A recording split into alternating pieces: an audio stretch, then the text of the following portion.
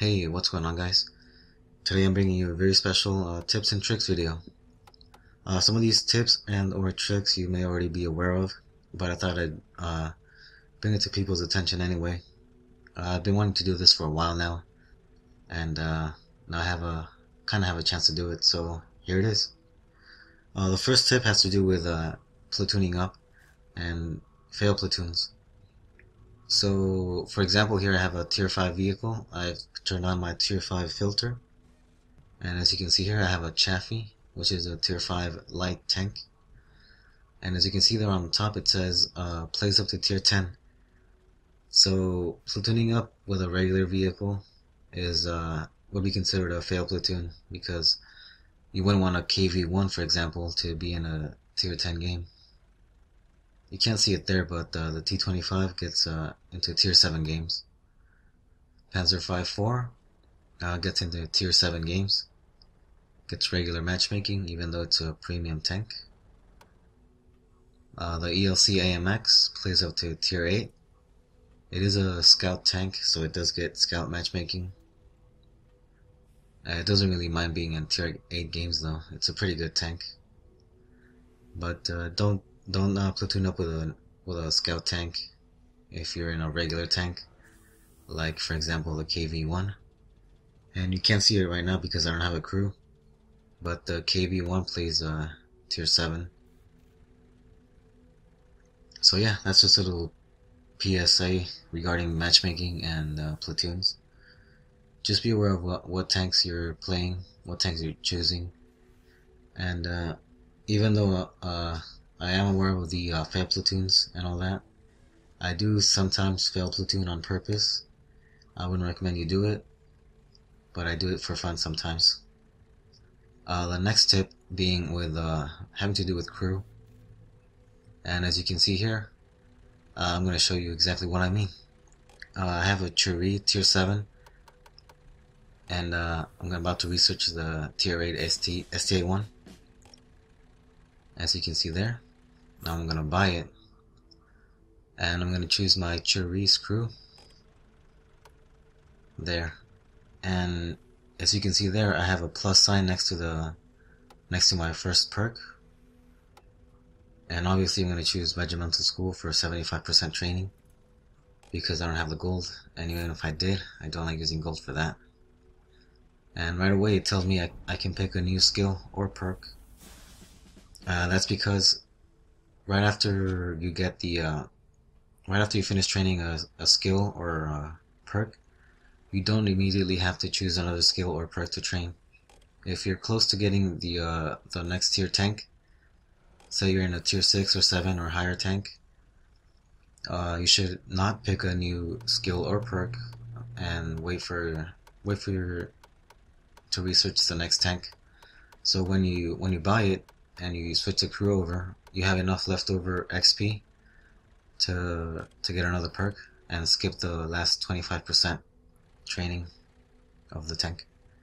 So as you saw there, I picked repairs, no big deal. And as you saw there, my repair skill or perk, don't know which one it is, it went up to roughly 45%, even though I just got it. That's because when you get the plus sign there and you have to choose a new skill or perk, the tank keeps earning crew experience even though you haven't picked a new skill or perk to work on.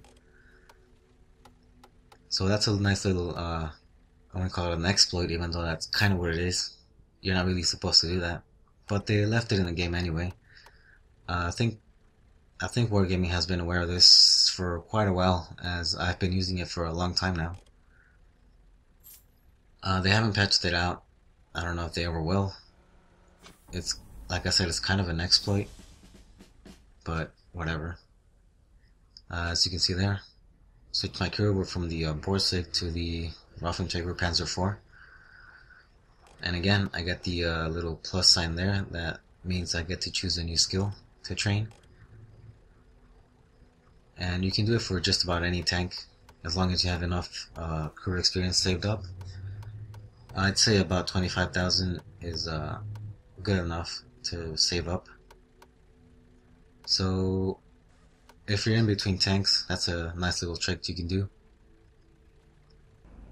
I don't think I picked my crew there. Yeah, I skipped it, but oh well, you get the point. And if you don't, just leave me a message. Send me a message or leave a comment, and I'll try to answer it as best as I can. The next tip being the mini map. So I think most of you guys know that you can toggle the mini map to switch to the full map. You get that same map on the PC like that, except on the PC you can make the map bigger. Here on the Xbox you can't really make it bigger. I think in the newest patch they added that in one of the tips right before during the loading screen before you get into a match. I don't really like to use this mini map though. I usually use the regular one like you see there, because I like to press the back button a lot, and the map's a little bit bigger on the when you press the back button, and I like to use the little mini map there so I don't tunnel vision really, so I can see the tanks that are coming that are near me. That's why I don't use the other one, and you can't make it bigger, so I like this one better. The next little tip is that tier 10 mediums, like the Leopard 1, Bad Chat, and 48 Patton, they all carry APCR as standard ammunition. Some people don't know that. You'd be surprised. You might get some hate messages, hate mail, because people think you're spamming premium, even though the tier 10 mediums use premium rounds. Well, they're premium on some vehicles, but on the tier 10 mediums they're standard rounds, APCR, and their premium rounds are usually heat.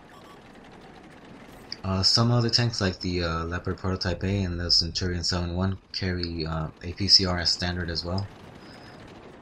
So just be aware of that. Some tanks do carry APCR as standard, and they're not spamming premium, so just be aware of that.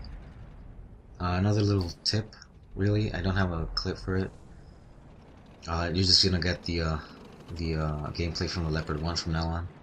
But another tip that not many people are aware of is that if you have the 6th Sense perk and your commander gets knocked out, you don't get the effects of the 6th Sense perk for the remainder of the battle, unless you bring back your commander. So if you have 6th Sense and your commander gets killed, you don't have 6th Sense. So just be aware of that. And you might be a little bit confused as to why you're getting shot at and you think you're not being spotted. So yeah, I don't know if the same applies for all skills, like the repairs and other skills that apply to different crew members, like extended view range or signal range. I'm not too sure about those, but I am sure about the 6th Sense perk. When your commander dies, you do lose it for the remainder of the battle, unless you bring him back. I think that's all I wanted to cover for now for the tips and tricks. There are a bunch of other tips and tricks I could get into, but most of them are really common sense by now, like angling your armor and all that, and maneuvering to avoid artillery. So yeah, that's it for this video. Enjoy the rest of this little gameplay video from the Leopard 1, and I'll catch you next time.